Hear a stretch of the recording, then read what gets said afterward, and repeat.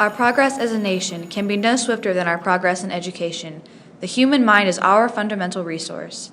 This quote comes from the 37th President of the United States, Mr. John F. Kennedy. President Kennedy held a very strong and positive view towards national education, and as a student in today's society, where education means success or nothing, a concern rises whether or not this strong positive view is still being held. At a quick glance, a disheartening feeling throws through us. But after digging deeper, it can be seen that not much is being done for education. But now the real question is, why not? You mentioned the cuts in education. I was just recently talking to one of our members in Pennsylvania, small town near him. Last year they had 326 teachers. This year they have 180. Class sizes are 40 to 45. You ask what educators can do, you need to call members of Congress and tell them those personal stories. Talk to them how these cuts impact the students you teach in your school and in your community. They believe it's unfair that educators aren't able to advocate for class size and other things that are right for kids. The biggest question regarding education is whether or not it is being treated fairly across the board, starting with each individual state board member. They are the key to changes in the classroom, but questions arise around the board members in each state. For instance, in Ohio, only a handful of the State Board of Education members have education experience beyond their days as students themselves. As of right now, only 6 of the current 15 board members have extensive backgrounds in education. So why not all the members?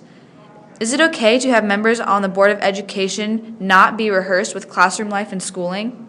I think an argument could be made that perhaps more, if not everyone, should have some type of educational experience in order to qualify for a State Board of Education member. But I also think that it brings a different perspective to some educational issues, and I think sometimes it's a good idea to think outside the box, and instead of getting just educational perceptions on various issues, I think it's good to get a wide range of different perceptions. But I do feel that there need to be a number of educators on that State Board of Education to have some idea of the issues and have experienced some of the issues that we're faced with today. The next question proposed is, how does this lack of representation affect options offered per school? In order to develop into well-rounded individuals, students need to be involved in extra activities outside of the classroom. Unfortunately, not all students are able to experience these types of exposures. Due to the lack of substantial equitable funding, low-income schools will receive more benefits from the government, and higher-income schools will already have the benefits.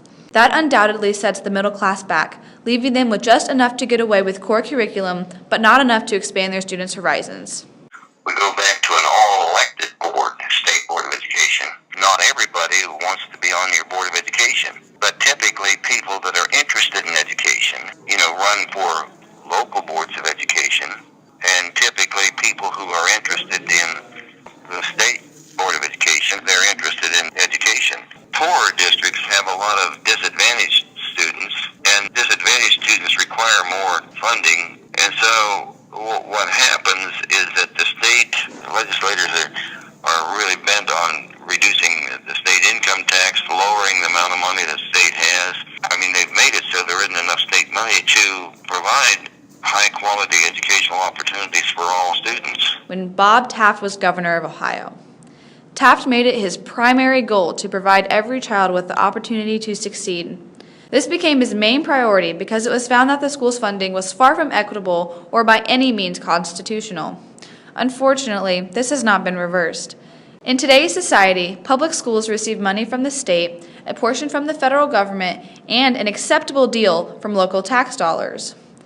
The tax dollar amounts come from voters in the district.